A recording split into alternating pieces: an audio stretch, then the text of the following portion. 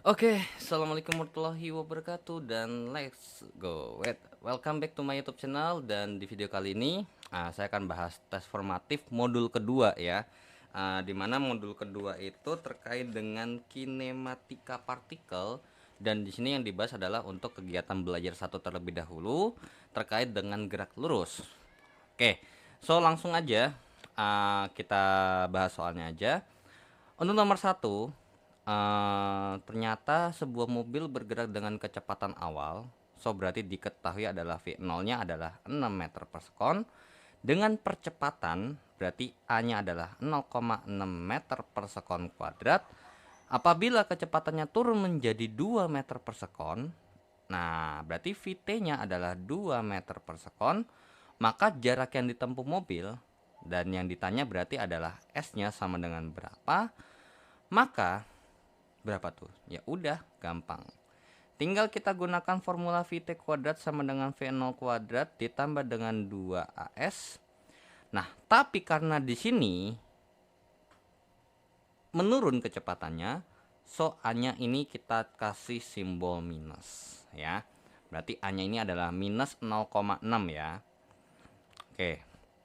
Jadinya berarti 2 kuadrat disama dengan 6 kuadrat ditambah dengan 2 kali min 0,6 dikalikan dengan S, berarti 4 sama dengan 36 dikurang dengan 1,2 S, berarti 1,2 dikalikan dengan S sama dengan 36 kurang 4, berarti 1,2 S sama dengan 32, berarti S-nya adalah 32 dibagikan dengan 1,2, maka S-nya berapa tuh?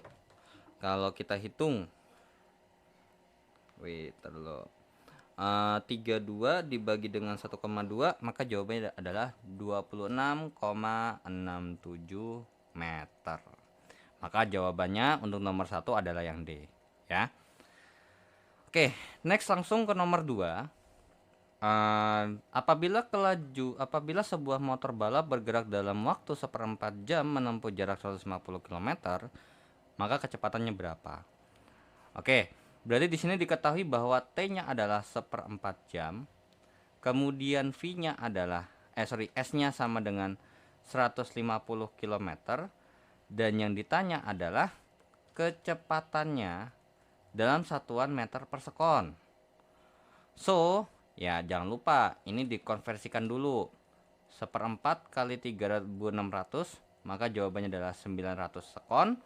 Dan untuk ini adalah 150 kali 1000, maka jadinya 150.000 meter. Berarti dijawab dengan rumus adalah V sama dengan S per T. Karena apa? Karena tidak membahas tentang perubahan kecepatan. So, untuk soal nomor 2 ini kasusnya adalah GLB ya. Sedangkan kalau ini adalah GLBB. Oke, berarti V sama dengan 150.000 per T-nya adalah 900. Maka langsung aja kita coret nolnya 2. Berarti tinggal kita hitung adalah 1.500 dibagikan dengan 9, yang jawabannya adalah 166,67 ya.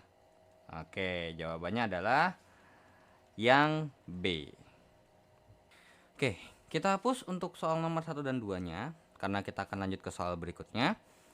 Oke, jadi untuk rumusnya sebenarnya untuk GLB itu kan ada satu, cuman V sama dengan S per T. Terus kalau untuk yang GLBB itu kan ada 3 rumus ya. Yang rumusnya adalah Vt sama dengan V0 tambah AT, Vt kuadrat sama dengan V0 kuadrat tambah 2AS, dan S sama dengan V0 kali T ditambahkan dengan setengah AT kuadrat. Oke, lanjut ke nomor 3. Gerak pada arah mendatar ya. Kita kasih perhatikan clue-nya, arah mendatar.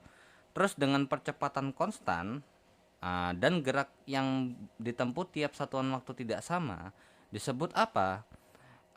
Udah jelas adalah yang B ya. Kenapa? Kalau misalnya gerak melingkar, ini ya udah jadi jelas bukan arahnya mendatar, nggak sesuai dengan syarat yang pertama. Ini kan syarat yang pertama nih, ini nggak sesuai, ini nggak sesuai. Tinggal antara GLB sama GLBB. Tapi di syarat kedua terkait dengan percepatan konstan, Maka oke, untuk nomor 5, jadi untuk yang nomor 3 ini apa namanya? GLB ya, GLB-nya salah. Nah, jadi jawaban yang terakhir adalah GLBB. Oke, untuk nomor 4, diketahui sebuah partikel bergerak sepanjang sumbu X, alias berarti gerak cuma satu sumbu doang, dan katanya mempunyai persamaan lintasan atau persamaan posisi sumbu X-nya adalah 2T kuadrat tambah 1 dengan X dalam meter dan T-nya dalam detik. Jika waktu yang diperlukan untuk bergerak selama 15 detik, maka jarak yang ditempuh adalah berapa? Nah, jadi kalau misalnya 15 detik jarak yang ditempuh itu berapa? Nah, jadi yang jawabnya itu adalah sebenarnya persamaannya ini mempunyai dua arti, ya, mempunyai dua arti. Tapi sebenarnya cuma satu arti doang sih, mungkin ya. Karena gini, kalau misalnya ini kita gambar sumbu X-nya dengan T-nya, kalau misalnya ini adalah T, apa namanya, kalau ini kita bahas ini adalah sumbu X-nya itu adalah T, yang satuannya dalam sekon, dan ini X dalam satuan meter, maka gambar dari 2T kuadrat, ya, gambar grafik X sama dengan 2T kuadrat tambah 1 adalah seperti ini gambarnya. Ya. Nah, berarti kalau misalnya ketika T-nya 0 gitu ya. Jadi secara definisi tuh kalau dari sini nih, kalau T-nya 0 berarti X sama dengan 2 kali 0 kuadrat tambah 1, berarti X-nya sama dengan 1 meter.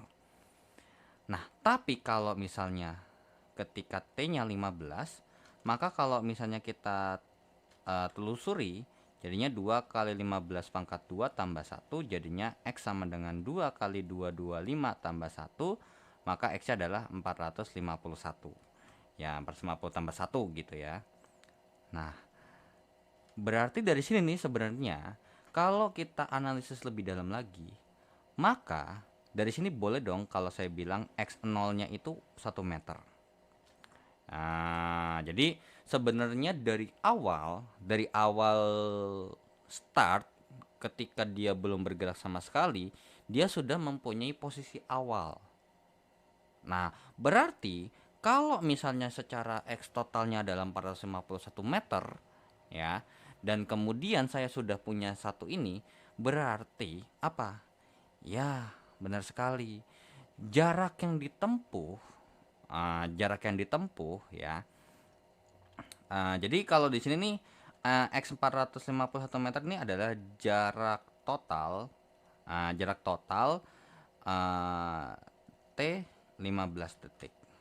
Tapi kalau misalnya ditanya jarak tempuhnya, maka jarak tempuhnya ya adalah 451 dikurangkan dengan 1, maka jawabannya adalah 450 meter. Ya. Jadi nomor 4 ini jawabannya adalah D. So, hati-hati ya. Jadi kalau misalnya ini 450 dari ini kan 1 nih. Berarti nanti ada kalanya di sini 451. Maka yang ditanya tuh dari sini ke sini doang nih, berapa sih? Ya, jawabannya adalah 450 meter. Ya, so hati-hati untuk soal seperti ini ya. Oke, itu untuk soal nomor 4. Dan kita akan lanjut ke soal berikutnya.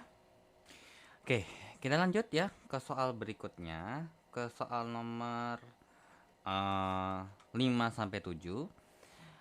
Syarat sebuah benda bergerak lurus beraturan kecuali. Oke, berarti di sini membahas terkait dengan GLB dan GLBB ya. Oke, nomor 5 ini mungkin saya tulis aja. Kalau GLB itu adalah V-nya tetap. Nah, sehingga hanya sama dengan 0. Tapi kalau GLBB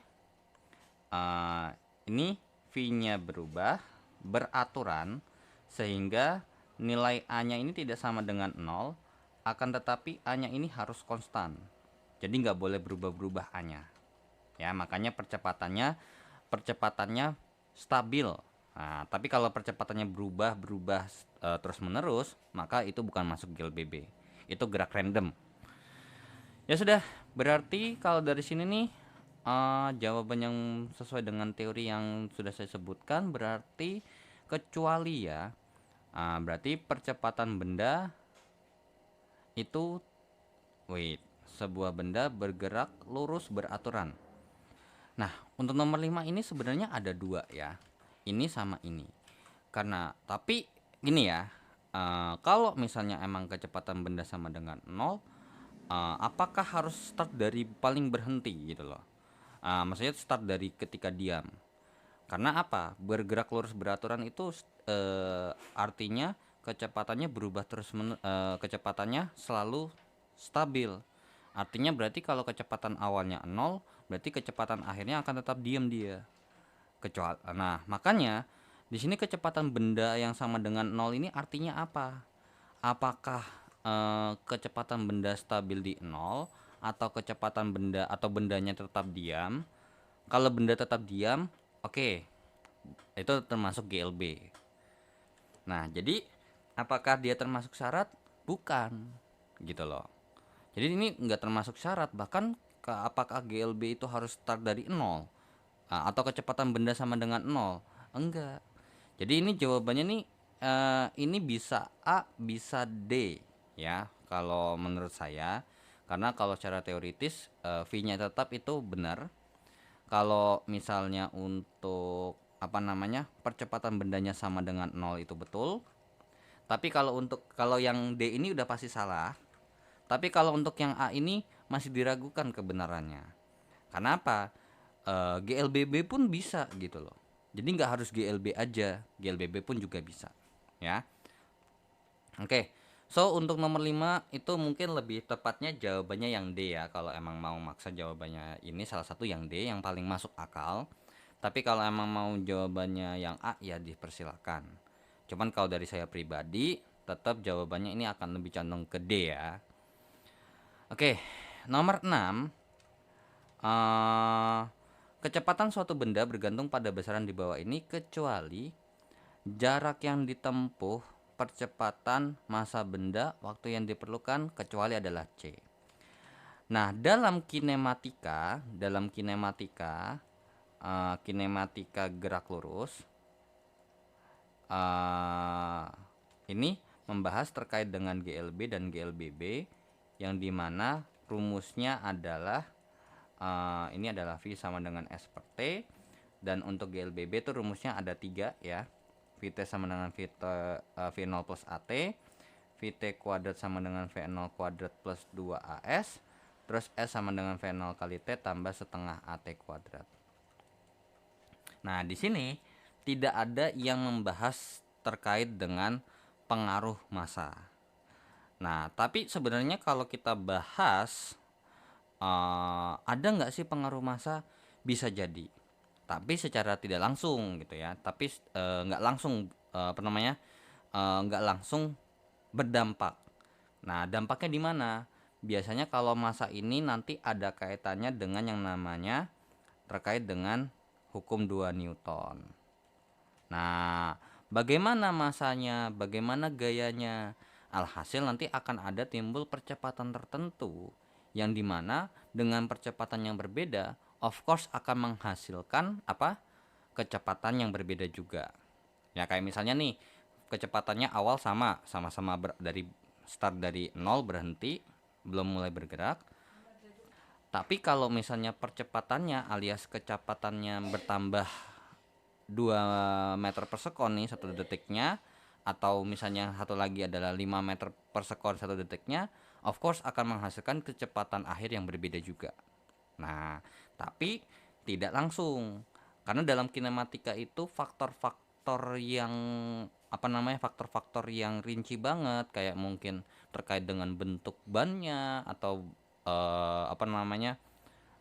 besar mesinnya atau kapasitas mesinnya itu tidak dibahas. Ya.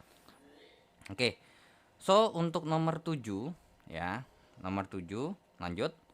Perpindahan termasuk besaran vektor karena perpindahan bergantung pada, ya ini jelas banget secara teoritis, tergantung sama arah lintasannya ya. Jadi kalau misalkan jarak itu adalah besaran skalar, kalau perpindahan itu adalah besaran vektor. Dimana besaran vektor ini kalau kita kasih contoh soal, misalkan majunya 3 meter terus ke kanan 4 meter, maka kalau definisi jaraknya ya tinggal 3 meter tambah 4 meter jadinya 7 meter. Tapi kalau definisi perpindahan nggak gitu. Definisi perpindahan itu hitungannya dari sini ke sini.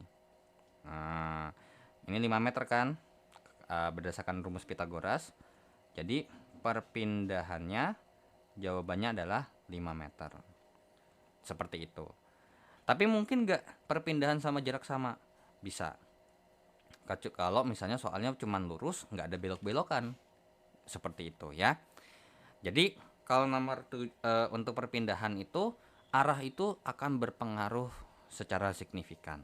Tapi kalau jarak tidak ya, karena jarak itu besaran skalar, sedangkan perpindahan ini adalah besaran vektor. Nah, oke. So, kita hapus dulu untuk nomor 5 sampai 7-nya dan kita akan lanjut ke soal berikutnya. Kita akan lanjut ke soal nomor 8. Diagram S terhadap T ya. Jadi ini semuanya gambar diagramnya S terhadap T. Jadi ini S, ini T-nya, ini S, ini T-nya, ini S, ini T-nya, dan ini adalah S, ini adalah T-nya. Dan katanya menyatakan gerak lurus berubah beraturan. Nah, berarti di sini grafik ST tapi untuk kasus GLBB. Dan kita tahu bahwa untuk terkait dengan rumus GLBB, kalau untuk S-nya sendiri adalah V0 kali T tambah setengah AT kuadrat. Artinya berarti kalau misalnya kita lihat bahwa apa? Ya, rumus ini merupakan fungsi kuadrat. Ya, merupakan fungsi kuadrat. Dengan T-nya lebih besar daripada 0. Nah, gambar mana yang menyatakan fungsi kuadrat? Sudah jelas gambarnya adalah yang C. Ya, ini gambar fungsi kuadrat akan seperti ini kurang lebih. Ya. Oke, kalau untuk yang A itu jaraknya selalu ini berarti dia lagi diam ya. Ini sedang keadaan diam. Kalau ini jatuhnya adalah GLB, kalau ini adalah GLBB. Nah, kalau ini bukan fungsi kuadrat ya, bukan fungsi kuadrat karena apa namanya, kalau fungsi kuadrat tuh dia ya cuman sih possible ini fungsi kuadrat bisa. Cuman kalau ini jatuhnya tuh adalah GLBB yang versi minusnya. Kalau ini GLBB versi plusnya. Karena apa? Karena kalau misalnya untuk terkait dengan fungsi kuadrat itu dia bentuknya akan agak sedikit cekung gitu. Nggak kayak gini. Makanya dari saya pribadi saya lebih setuju untuk gambar jawaban yang C. Ya. Oke, kita lanjut ke soal berikutnya. Untuk soal nomor 9 dan 10, dua nomor terakhir terkait dengan tes formatif pertama di modul kedua. Oke, jadi nomor 9 diberitahukan bahwa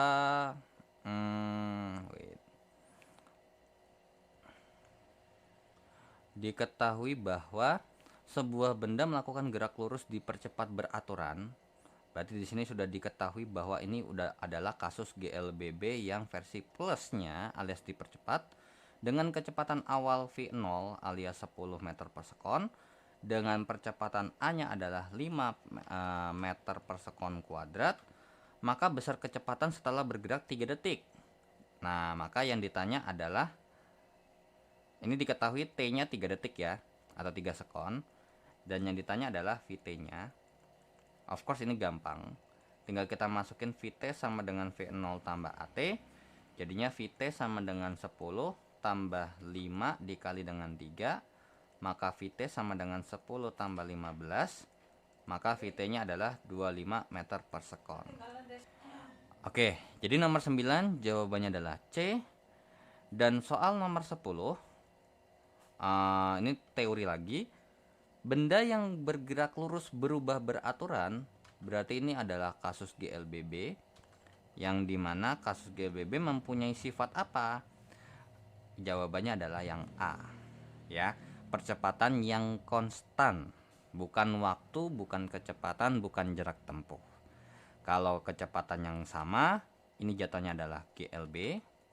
Kalau untuk yang C sama D ini, kalau yang C ini udah nggak ada hubungannya, ya gimana mau, masa benda bergerak di waktu yang sama, berarti harus membandingkan dong ya. Jadi yang C ini adalah kegiatan perbandingan, tapi kalau untuk yang D ini adalah kegiatan benda yang sedang diam. Atau jarak tempuh sama itu berarti kalau jarak yang bertambah terus menerus itu nambahnya sama, itu GLB. Tapi kalau jarak tempuhnya relatif segitu aja, berarti itu bendanya lagi diam ya. Oke, so untuk tes formatif 2-nya akan dilanjut di next video ya. Jadi untuk teks formatif kegiatan belajar 2 untuk modul 2 akan dilanjut di video berikutnya. Oke.